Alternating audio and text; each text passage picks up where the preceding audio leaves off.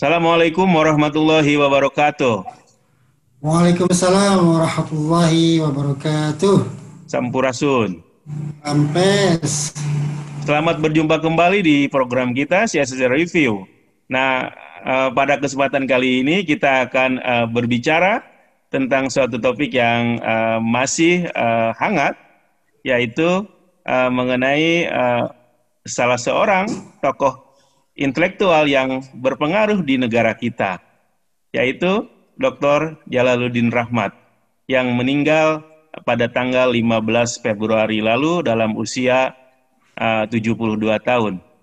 Nah, pada kesempatan kali ini kita akan membahas uh, makna karya-karya Kang Jalal bagi generasi muda atau mahasiswa yang pernah banyak bersentuhan dengan karya-karya Kang Jalal, ya, khususnya mahasiswa pada tahun 80-90-an, ya. Apa makna warisan karya-karya Kang Jalal bagi generasi pada masa itu dan mungkin juga pada masa sekarang ini. Nah, saya kira ini perlu kita bahas karena begitu banyaknya pengaruh Kang Jalal melalui karya-karyanya bagi generasi 80-90-an khususnya dan masyarakat Indonesia secara umum.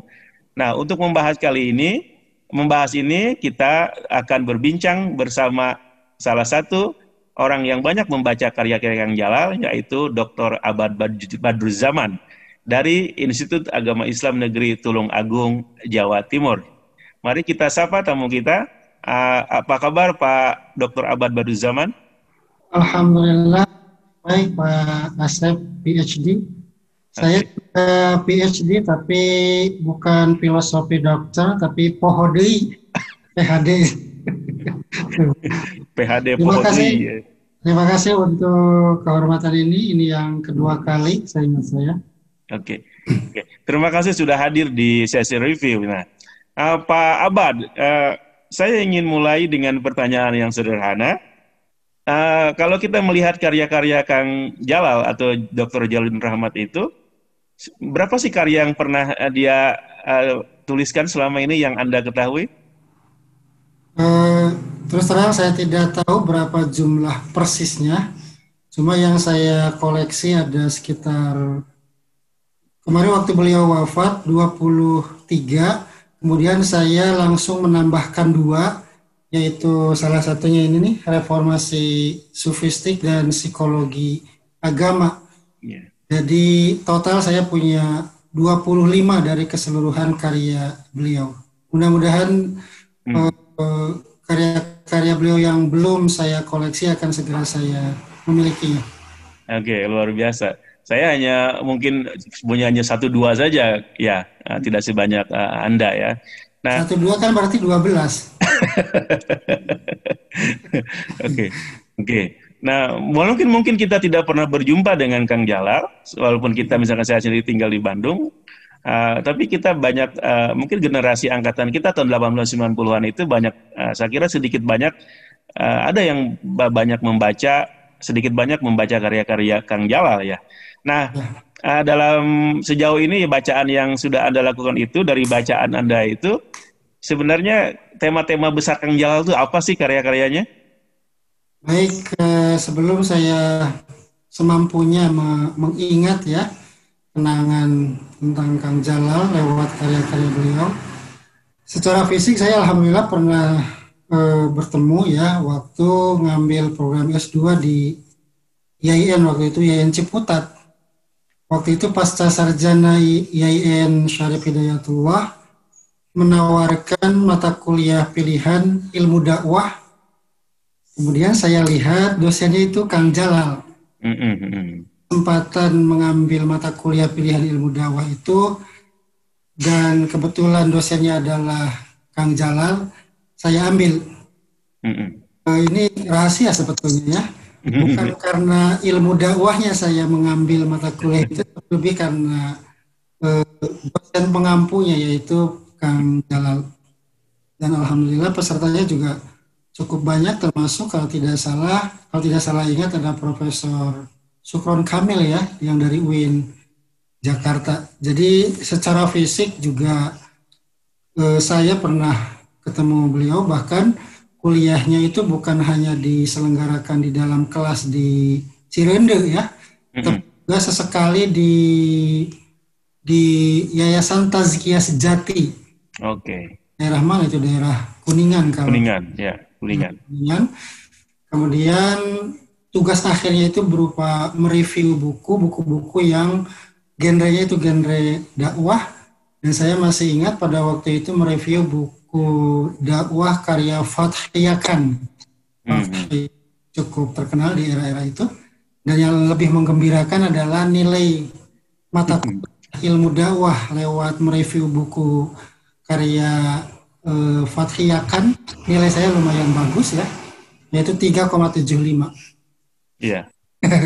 Oke, sekarang ke topik inti yang ditanyakan oleh Pak Asep tadi, bahwa saya kira saya tidak berlebihan ya kalau menyebut Kang Jalal ini sebagai pemikir intelektual atau bahkan cendekiawan ensiklopedis ya.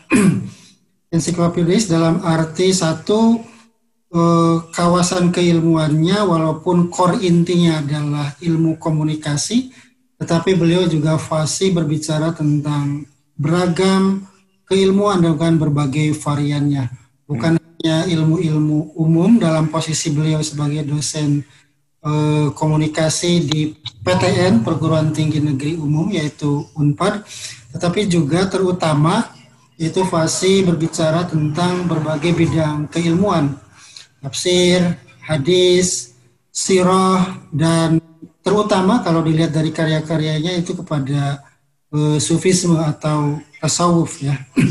Jadi saya kira dilihat dari keragaman karya, terus ke apa namanya, kekayaan referensi pada buku-buku yang beliau hasilkan, juga ulasan-ulasan yang mendalam dengan gaya tutur yang khas dari beliau. Saya kira kok tidak berlebihan kalau seperti yang saya katakan di awal tadi, beliau adalah seorang pemikir intelektual yang ensiklopedis. Itu mana yang pertama. Mana yang kedua juga saya kira ensiklopedis dalam arti beliau adalah seorang pemikir aktivis ya. Iya. Kita kan kadang melihat bahwa seorang pemikir unggul dalam pemikirannya, tetapi kemudian dalam dunia pergerakan tidak banyak memberi kontribusi. Di sisi lain kita juga melihat beberapa tokoh mungkin menulis dan berbicara tidak terlalu artikulatif, tetapi banyak aktif di pergerakan-pergerakan nyata Mhm. pada advokasi sosial dalam bidang pendidikan dan sebagainya. Iya. Kang Jamal menurut saya memiliki dua keunggulan itu Mhm. dalam dunia kepemikiran, tetapi juga di saat yang sama beliau juga seorang aktivis penggerak, yaitu dalam hal ini konkretnya adalah dengan mendirikan Yayasan Mutohari ya, mulai Betul. dari Ya. Bahtera, kemudian SMUT atau SMA Mutohari. Beliau juga secara rutin mengisi pengajian, sehingga kesan pemikir yang duduk di Menara Gading itu Mhm. tidak relevan menurut saya bagi Kang Ya. Jalal. Pemikir aktivis. Ya. Saya pernah membaca wawancara sebuah media. Waktu itu mewawancara Kang Jalal, antara lain salah satu pertanyaannya adalah kenapa Yayasan Pendidikan Islam yang beliau dirikan itu mengambil nama Mutohari ya, Ya. Murtada Mutohari. Sehingga saya, Kang Jalal menjawab bahwa saya mengambil nama Mutohari itu karena Mutohari itu adalah seorang pemikir aktivis itu tadi. Beliau juga seorang penulis, seorang pemikir, di saat yang sama juga beliau adalah seorang penggerak sosial keagamaan atau Ya. aktivis. Jadi dua sisi itu ada pada Kang Jalal saya kira. Ya. Terlepas dari berbagai kontroversi yang mengikutinya, terutama terkait dengan Syiahnya. Mhm. Lagi-lagi saya kira saya mungkin tidak berlebihan kalau beliau adalah seorang pemikir intelektual Muslim yang ensiklopedis ditinjau dari dua, Mhm. dua Ya. sisi. Ya. Ya. Oke. Ya, Pak Asep. Nah, dari buku-buku Kang Jalal yang pernah Anda baca, kira-kira buku apa yang katakanlah yang paling berkesan dan berpengaruh bagi Oke, cara berpikir Pak Abad?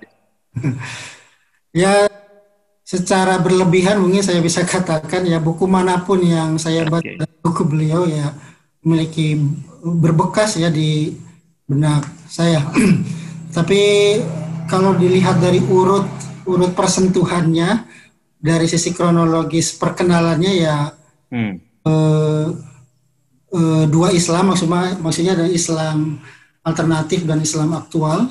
Ya. Yang ketiga adalah psikologi psikologi komunikasi ya. Ya. Misalnya buku yang saya sebut terakhir, psikologi komunikasi. Salah satu kebiasaan banyak dari kita, termasuk saya itu kan kalau nulis, kalau itu yang kita, maaf kalau kita baca dan buku yang kita baca itu milik sendiri, itu kan biasanya kita garisi ya, Nah, baik iya. pakai maupun pakai Iya. pulpen. Itu Iya. buku psikologi komunikasi itu hampir semua halaman dan semua baris saya garisi karena memang penting semua. Saya terkesan orat-orat gitu loh. Jadi nggak bisa dijual lagi itu kalau begitu.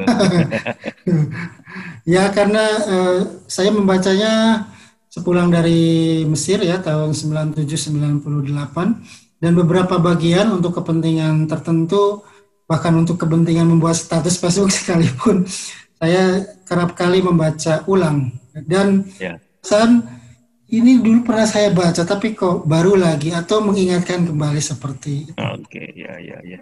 Hmm. Tapi kalau yang bergenre Islam yaitu tadi Islam alternatif dan Islam aktual.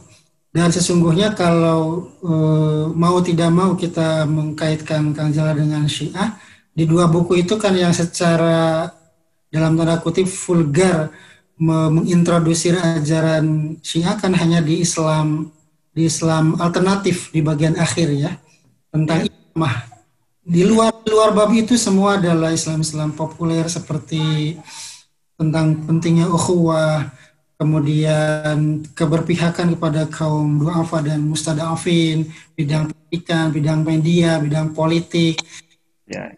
semua apa namanya tema-tema lama tetapi dengan sentuhan pendekatan serta wawasan Hmm.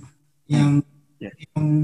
lebih up to date Ya. dengan lagi-lagi dengan kemampuan Hmm. komunikasi beliau yang sangat mengagumkan lah bagi saya, yang sangat Ya, mengagumkan. ya. Dalam karya-karyanya itu apa yang paling gaya yang menarik dari karya Kang Jalal itu? Apakah gaya menulisnya kah atau apanya kira-kira?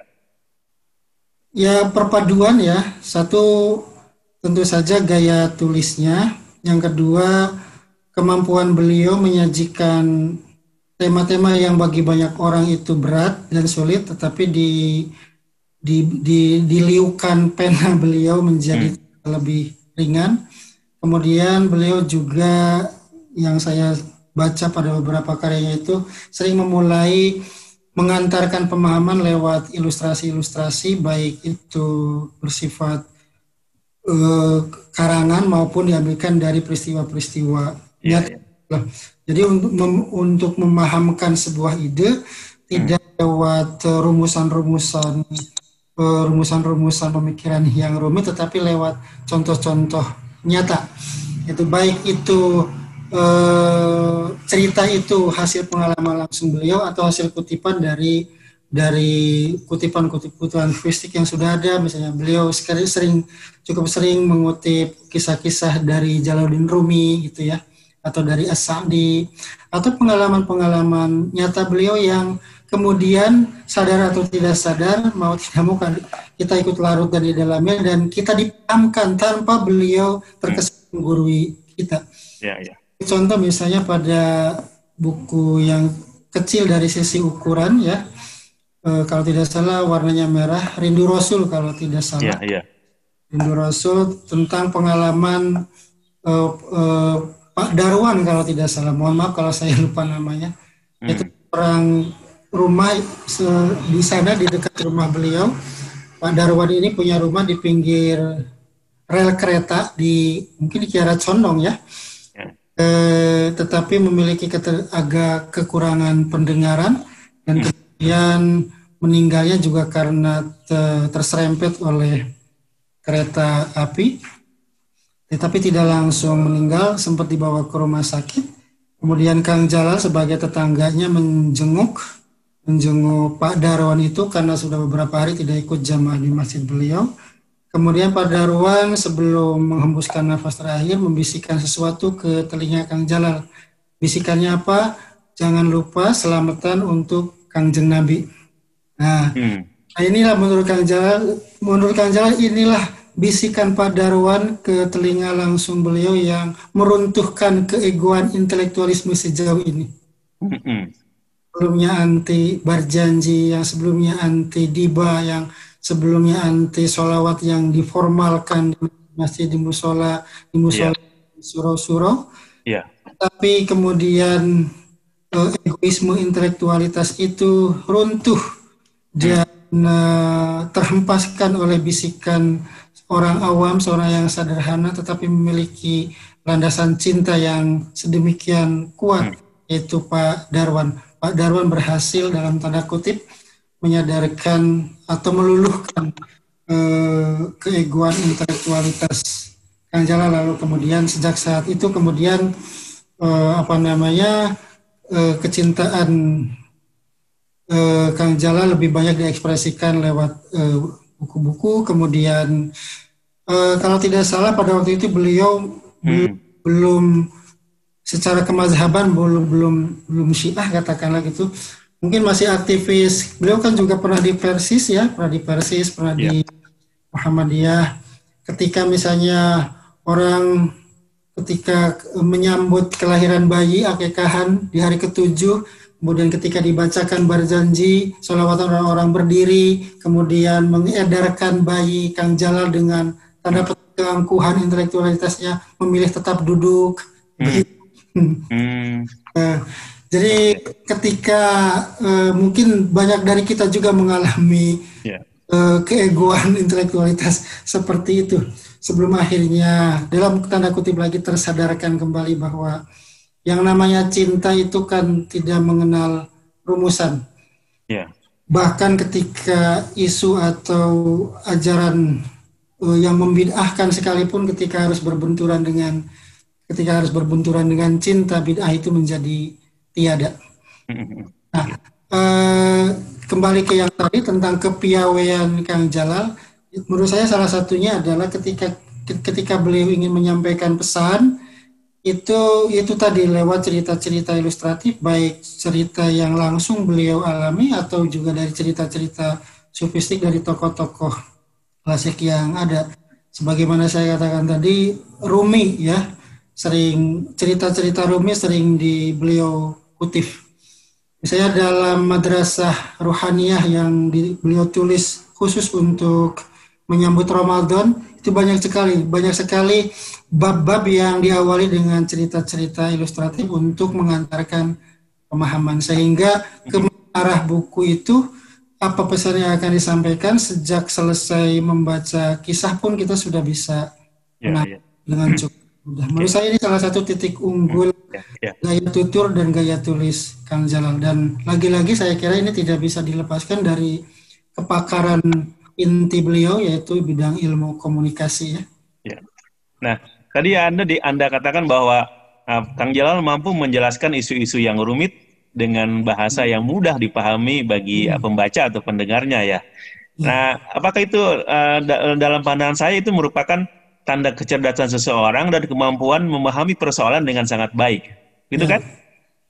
Sepakat saya kira, karena memang orang pintar itu juga banyak, orang jenius banyak, tetapi tidak semua orang pintar, tidak semua orang jenius dikaruniai kemampuan untuk menjelaskan kepintaran dan kejeniusannya. Kira Kang Jalal termasuk orang yang memiliki dua predikat itu, jenius dan memiliki kemampuan untuk menjelaskan kecerdasan dan kejeniusannya. Nah, selama Anda dulu mengambil kuliah dengan Kang Jalal di Pasca Sarjana di Ciputat itu, terlihat nggak apa yang Anda terlihat dari kemampuan Kang Jalal itu dalam hal menjelaskan hal yang rumit dengan mudah sehingga dipahami oleh mahasiswa seperti Anda ketika itu? Ini pengalamannya sudah sangat lama ya, jadi peristiwa-peristiwa detailnya saya juga sudah sangat lupa. Juga jumlah pertemuan yang pertemuan wajib itu kan 12 sampai 16 ya. Dan terus terang saja tidak mencapai pertemuan itu ya. Mungkin karena kesibukan beliau. Yang jelas di pertemuan pertama, seingat saya itu satu-satunya dosen non IAIN yang di pertemuan perdana itu diantarkan langsung oleh Direktur Pasca Sarjana pada waktu itu Pak Said Agil Husin. Iya, iya, betul, betul. Itu ya. Iya. Adalah ketika apa ya? Waktu itu kalau tidak salah malah yang presentasi itu Pak Sukron Kamil ya, yang Ya. dosen yang presentasi itu dengan nada guyon ya, tentu saja guyon. Beliau mempertanyakan nama Sukron Kamil yang hanya pakai S gitu ya, Sukron gitu ya. Harusnya pakai. Saya kan Syukron. Dan Anda tahu kan, kata Kang Jalan, Anda tahu kan bedanya Sukron pakai S dengan Syukron pakai S gitu ya. Nah, itu ini juga saya kira titik unggul yang kedua ya, selain kemampuan mengantarkan adalah seperti yang saya katakan, walaupun hanya di status Facebook, adalah balutan kejenakaan. Oh iya, betul.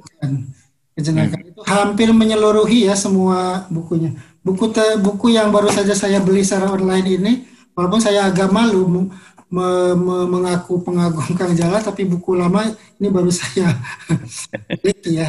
Jadi ini buku yang ke-25 yang saya miliki. Bagus. Nah, Kejenakaan itu sangat nampak ya, terutama di kata pengantar. oke. Pengantar. Misalnya ketika beliau menyindir editor ya, Iya. editor penerbit sebagai editing dalam tanda kurung yang sering juga menjadi seorang penggunting katanya. Yang bisa jadi itu dalam tanda kutip ya kekesalan beliau, hal-hal penting kemudian digunting gitu. Oke, betul, betul ya. Ya. Kemudian apalagi kemampuan itu kalau dulu kan kembali ke tadi ya, ilmu dakwah yang pernah saya ikuti dan saya harus mengulang ingatan puluhan tahun yang lalu ketika mengkritisi atau mereview makalah kami itu ya. Biasanya itu tidak langsung menggunakan logika. Ya, tetapi menunjukkan kejadian-kejadian, bahkan kejadian-kejadian pada tataran sirah atau sejarah Nabi. Gitu. Oke. Ketika ingin membantah sebuah argumen yang diajukan oleh mahasiswa dalam salah satu kupasan makalahnya. Nah, misalnya Kang Jala tidak setuju, tidak langsung kenapa begini, bukankah begini-begini. Tetapi beliau membantahnya itu dengan peristiwa sejarah. Oke. Mengatakan gini loh, zaman Nabi aja prakteknya seperti ini. Lalu argumenmu apa sekarang ketika secara lahiriah tulisanmu itu menyalahi konkret sejarah semacam itu. Oke. Kejadian persisnya saya lupa, tetapi ide umumnya seperti itu. Saya kira ini juga terkait dengan yang kebiasaannya tadi ya, menggiring pemahaman dengan cerita-cerita ilustratif. Itu saya kira sangat erat hubungannya, membantah argumen seseorang secara sulit, secara halus, tidak langsung dengan argumen-argumen logika atau apa, tetapi dengan menunjukkan fakta historis yang bahkan fakta historis itu disepakati keberadaannya dalam kitab-kitab sirah, dalam buku-buku sejarah semacam itu. Jadi dalam pengalaman kuliah itu tidak Kang Jalal bukanlah tipe dosen yang mendominasi kelas dan memaksakan pandangannya bagi mahasiswa-mahasiswanya. Kalaupun kritik itu dilakukan dengan kritik yang bahasanya malah pagedang, begitu ya? Sehingga saya kuliah di kelas Kang Jalal itu paling nyantai ya. Oke. Arti jok-jok, suasana keakraban itu sangat terasa. Yang kedua, tampilan beliau juga sederhana ya. Seingat saya kemeja lengan panjangnya itu kancingnya itu nggak pernah dikancingkan gitu. Digulung ya? Bukan, Oh enggak? nggak digulung juga, tapi memang dibiarkan terbuka kan. Oh iya, iya, iya, iya. Ini yang nggak ada kaitannya sih. Eh, enjoy ya, enjoy. Iya, iya. Tadi yang karena memang sejak sejak masuk pun kita sudah ditawarkan dengan jok-jok yang segar, misalnya tentang eh, maaf ya salary atau mungkin honor ngajar di itu. Ya misalnya yang saya ingat, saya tahu kok nggak seberapa kok nanti honornya, jadi ya kita santai aja ya gitu. Nah, Dengan aspek kejenekaan Kang Jala itu apa juga ada pengaruh latar belakang dia sebagai orang Sunda? ya saya kira kalau itu saya nggak berani mengait-ngaitkannya ya, karena kejenakaan juga milik semua suku ya gitu ya. Oke, iya, iya. Ya, Cuma betul. artinya cuma kejenakaan khas Sundanya ya, tapi kalau bahwa kejenakaan itu adalah khas Sunda, saya kira juga enggak. Oke. Ya, Karena pada setiap suku juga kita bisa menemukan orang-orang yang jenaka. Cuma ya setiap orang punya khas dalam kejenakaannya. ya, ya. Jadi itu tadi kok suasananya sangat apa namanya santai, tapi Hmm. ilmunya tetap dapat. Bahkan ketika dia mengakui kesyiahannya pun Anda ya. Hmm. Oke. Nah, Misalnya tentang hmm. itu saya lupa persisnya, lagi-lagi lupa persis, cuma tentang menerangkan tahapan-tahapan berpikir gitu ya, bahwa seorang pemikir itu perubahan-perubahan pemikirannya mungkin sangat terjadi, itu adalah hal yang wajar. Justru yang dipertanyakan itu orang yang pikirannya dari awal sampai akhir nggak pernah berubah. Ya, ya, ya. Ya, Perubahan-perubahan pikiran, ada beberapa modifikasi pemikiran. Lalu kemudian beliau sendiri mencontohkan dengan dirinya gitu ya. Contohnya dosen Anda aja sekarang gitu ya, dulu ya Persis, pernah jadi Muhammadiyah, sekarang malah Syiah. Tapi ya dengan ada bercanda itu. ya, ya, ya. Oke. Nah, dari bacaan-bacaan Anda itu, Pak Abad ya, kira-kira gagasan apa yang paling menonjol atau menarik dari Kang Jalal dalam konteks keislaman? Saya kira banyak ya, cuman satu, eh, beliau mewariskan budaya literasi yang nyata. Saya kira ini harus ditiru oleh para kita-kita semua ya, sebagai legasi atau peninggalan warisan pemikiran yang ya kata pepatah kan ada, harimau mati meninggalkan belang, gajah mati meninggalkan gading, dan seorang pemikir muslim yang meninggal atau mati yang meninggalkan karya. Dan Kang Jalal saya kira banyak meninggalkan karya. Belum lagi di era digital, saya kira rekaman-rekaman ceramahnya, rekaman-rekaman dialognya bisa kita akses dengan cukup mudah di Ya, berbagai media sosial, bisa di ya, YouTube, Instagram maupun akun Facebook. ya. Ini adalah satu hal yang harus kita tiru ya. Hmm. Kalau kita bukan anak raja, kalau kita bukan anak orang kaya, maka yang harus kita wariskan kepada penerus kita ya karya. Betul.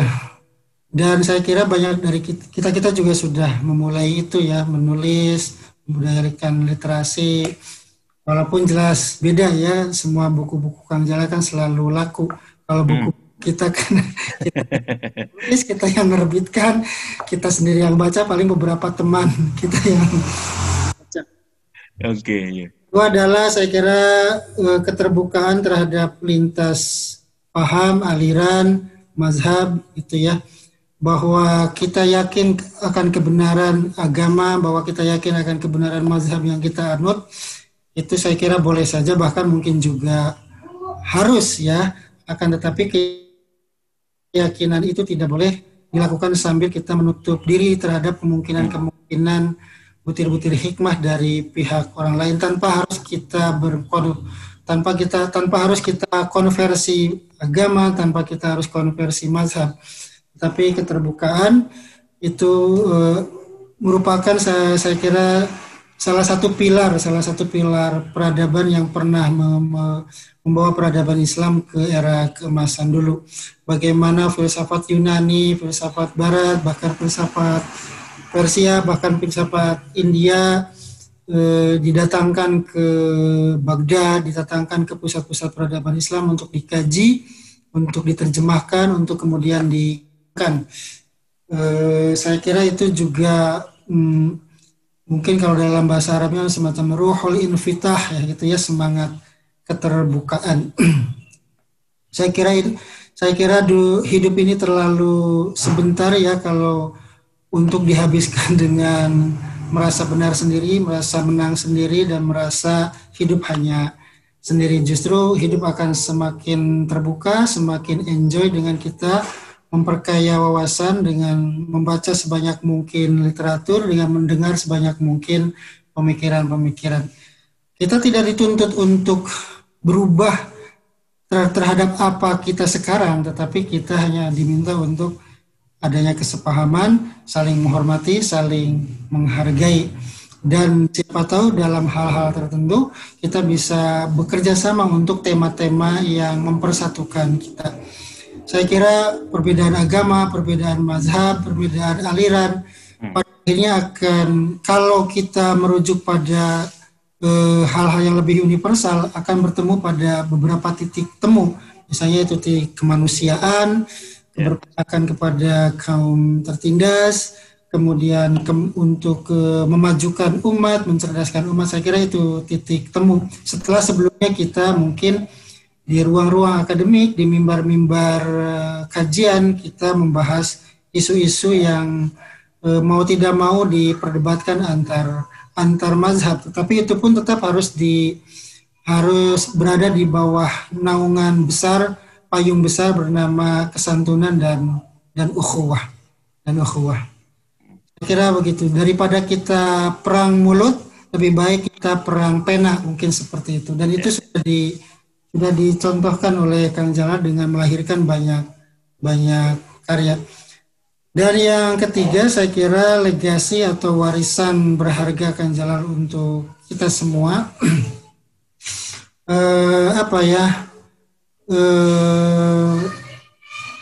Apa yang kita warisi dari masa lalu itu harus kita sikapi dengan dua sikap. Saya kira sikap pertama adalah menghargai warisan-warisan intelektual klasik itu sebagai kekayaan intelektual, sebagai khazanah keilmuan, jelas harus diapresiasi, jelas harus dihargai.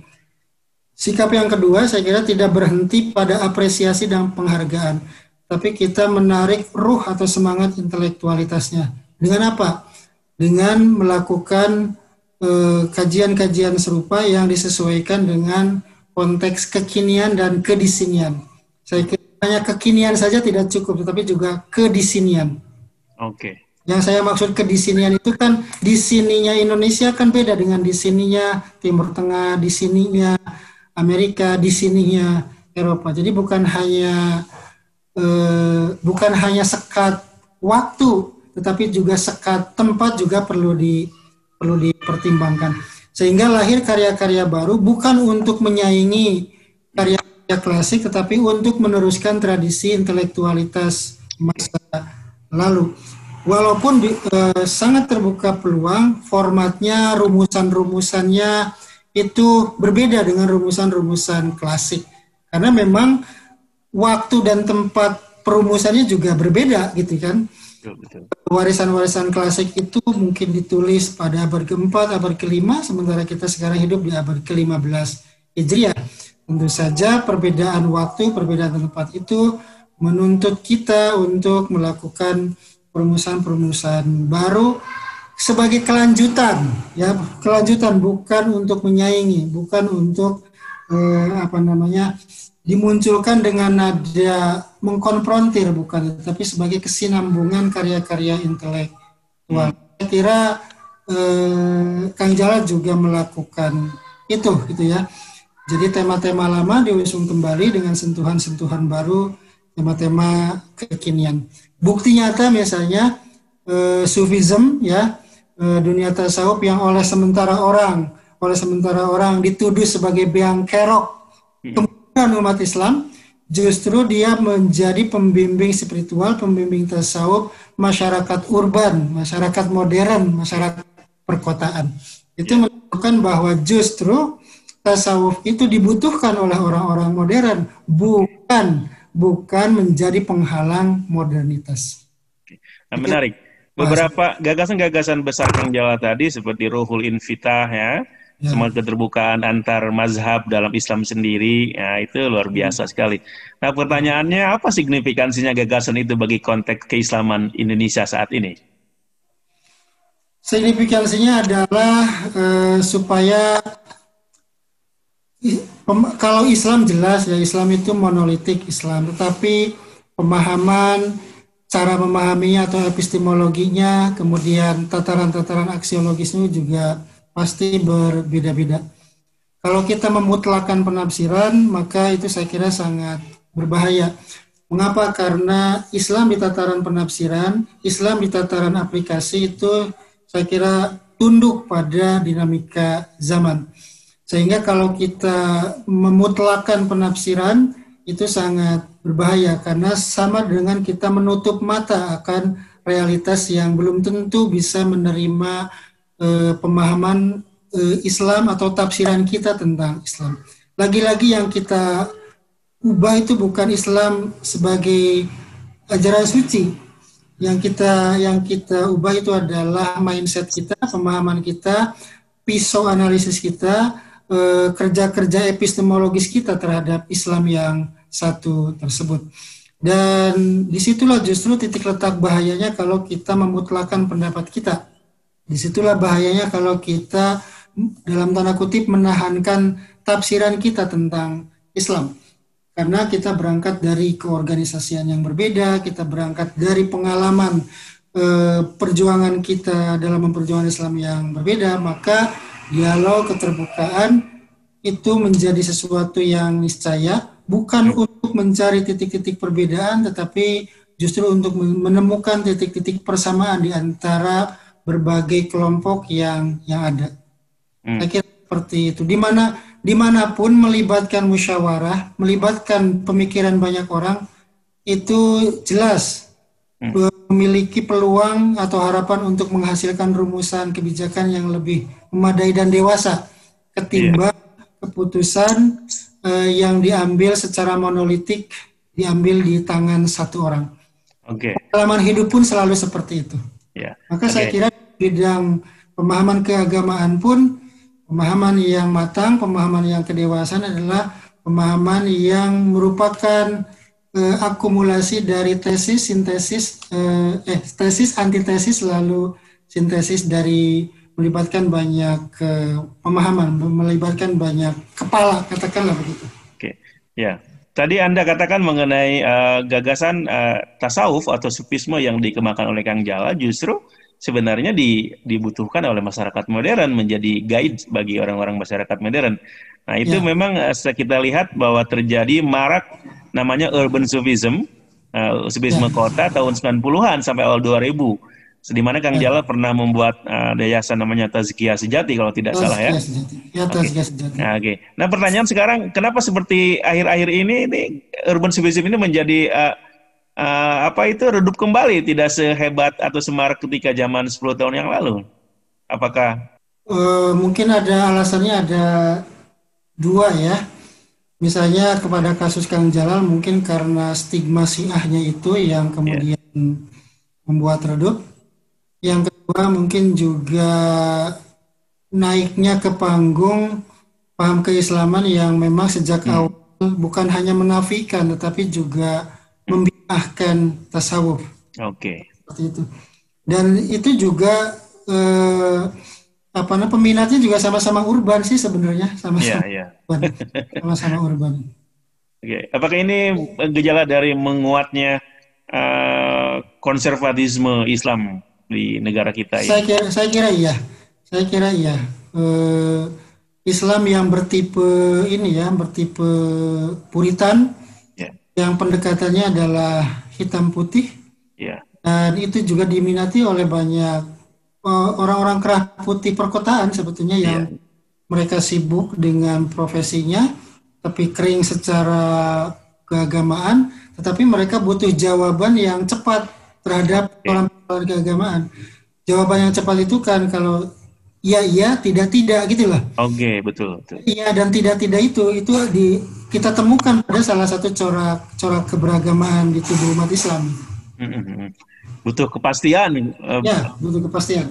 Sesat atau tidaknya gitu. Ya, itu. Sementara pada kajian-kajian tasawuf yang seperti itu kan tidak ditemukan. Iya, betul. Ditemukan. Ya. Oke, tadi kita berbicara seperti Anda jelaskan mengenai gagasan intelektual Kang Jalal dalam konteks keislaman. Nah, sekarang pertanyaan saya, kira-kira apa gagasan-gagasan besar Kang Jalal yang berkaitan dengan konteks keindonesiaan yang bisa kita pelajari, kita sampaikan ke generasi sekarang? Apa ya yang jelas tidak pernah saya temukan dalam bukunya. Jelas dari 25 buku itu yang betul-betul khatam akan dibaca lebih dari sekali hanya beberapa. Tapi sejauh yang saya baca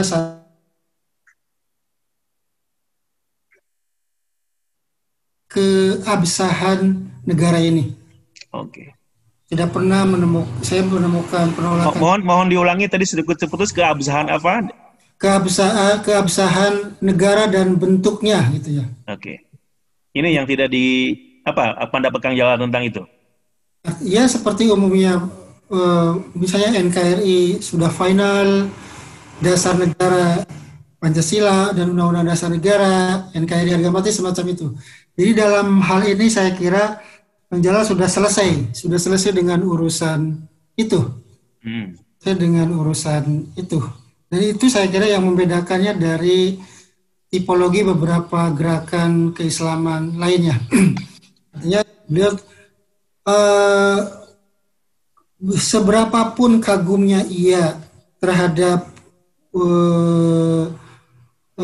revolusi Islam Iran, ini saya tidak pernah menemukan satu tulisan pun yang mengait-ngaitkan atau mendorong Indonesia untuk berevolusi seperti Iran. Oh, gitu. Tidak pernah. Jadi yang saya temukan justru setiap negara Islam, setiap negara memiliki problematikanya sendiri, memiliki dinamikanya sendiri, memiliki distingsinya sendiri yang rakyat dan pemerintahan terkait lah yang paling tahu tentang bagaimana negara itu dirumuskan, bagaimana itu dikelola. Wilayah Al-Faqih misalnya yang merupakan salah satu produk dari revolusi Islam Iran, rumusan Ayatullah Khamenei, itu juga tidak menjadi tema sentral dalam tulisan-tulisan. Jadi tidak ada kekhawatiran tentang bentuk negara, tentang kesetiaannya kepada Pancasila dan seterusnya dan terusnya. Oke, baik. Tema-tema keindonesiaan itu apa ya? Misalnya artinya dia juga tidak alergi terhadap local wisdom gitu ya, kearifan lokal yang justru bisa memperkaya keislaman terutama dari sisi tasawuf. Jadi tidak di lokalitas selama itu justru kalau diekspor sedemikian rupa bahkan bisa menjadi instrumen yang memperkaya atau memperdalam penghayatan keislaman. Gitu. Sepertinya dalam mungkin bacaan saya yang pendek ini gagasan tentang relasi antara Islam dan Indonesia itu tampaknya kurang dielaborasi oleh Kang Jalal ya dalam karya-karyanya, begitu kan? Karena Pak Asep nanyanya lewat saya, maka itu belum tentu benar. Hanya saja yang memang belum membaca gitulah.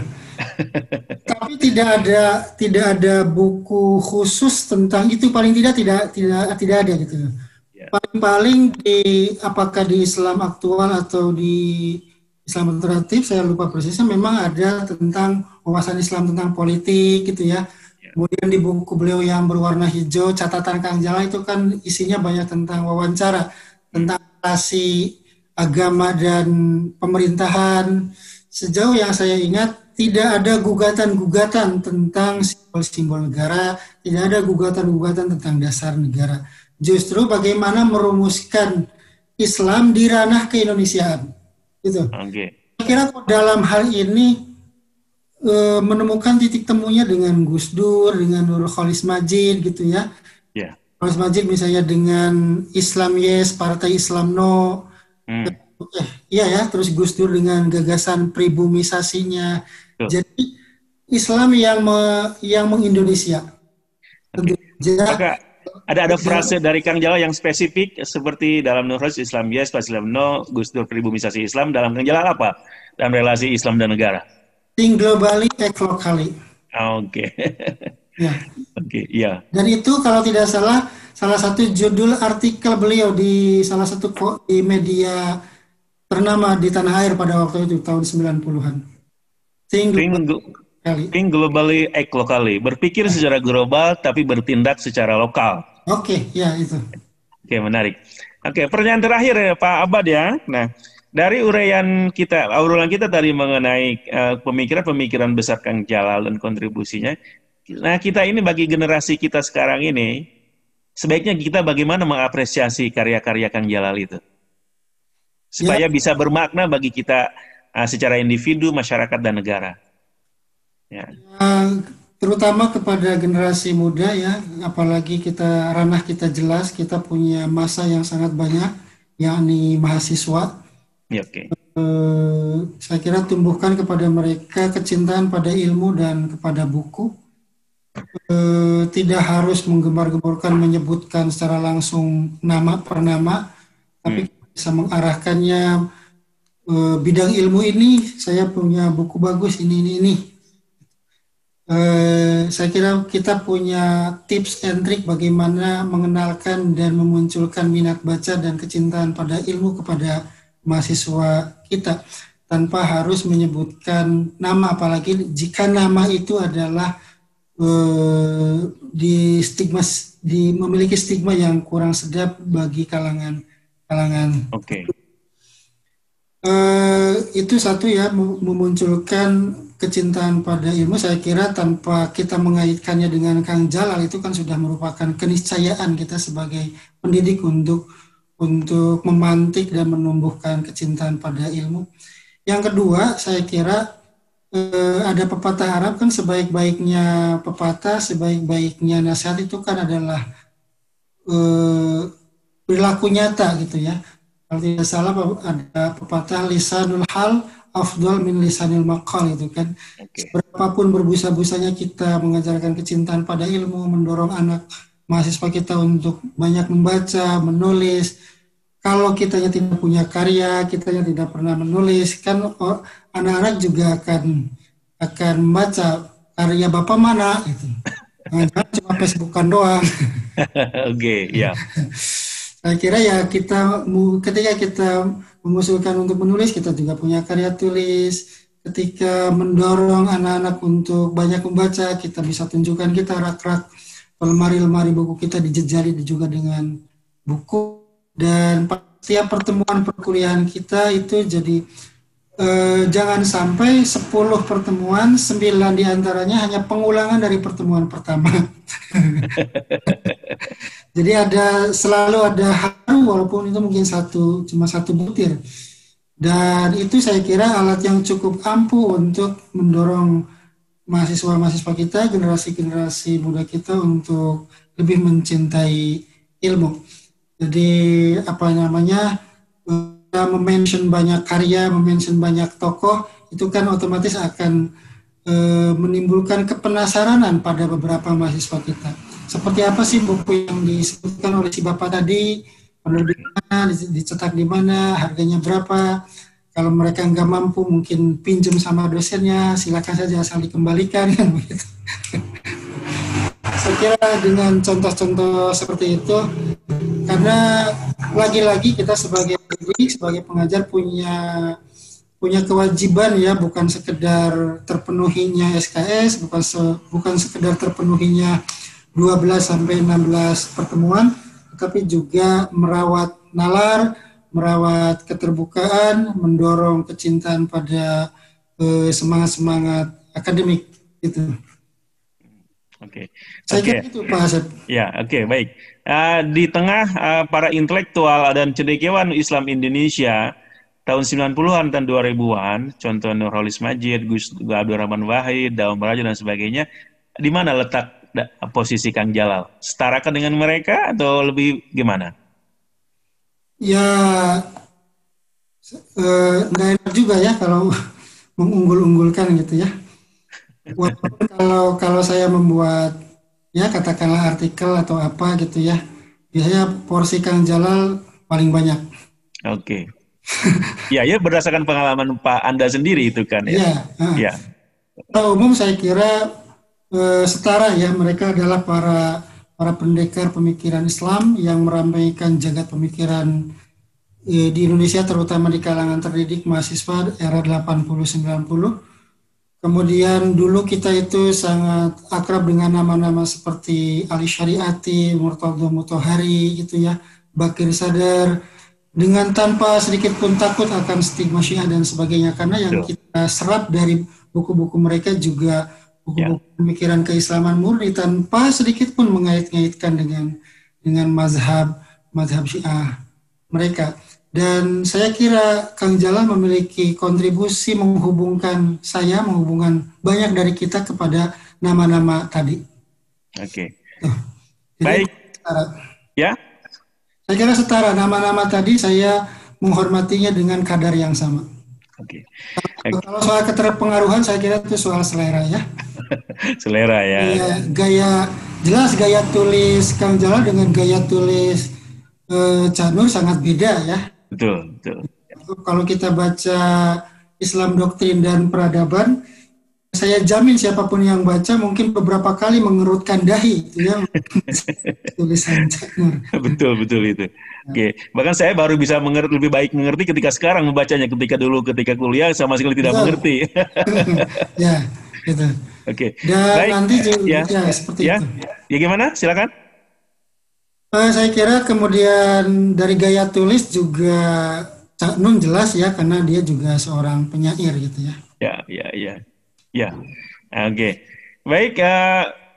Kita tidak diragukan lagi, sudah audiens kita dan kita semua yang hadir mendengarkan ini mendapatkan insight baru dan menarik, khususnya berdasarkan pengalaman pribadi tamu kita Pak Dr. Abad Badruzaman mengenai bacaannya tentang atas karya-karya Kang Jalaluddin Rahmat ya, atau kita sebut secara singkat Kang Jalal.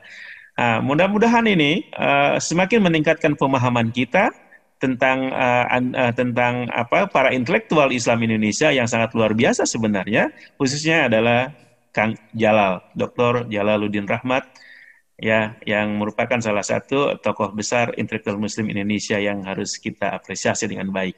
Terima kasih Pak Dr. Abad atas kehadirannya. Sami. Iya, ya. Juga untuk Oke. undangannya. Terima kasih sudah hadir dan saya mengucapkan terima kasih Anda sudah bersedia hadir untuk kedua kalinya. Oke, terima kasih. Assalamualaikum warahmatullahi wabarakatuh. Waalaikumsalam Sampurasun. warahmatullahi wabarakatuh.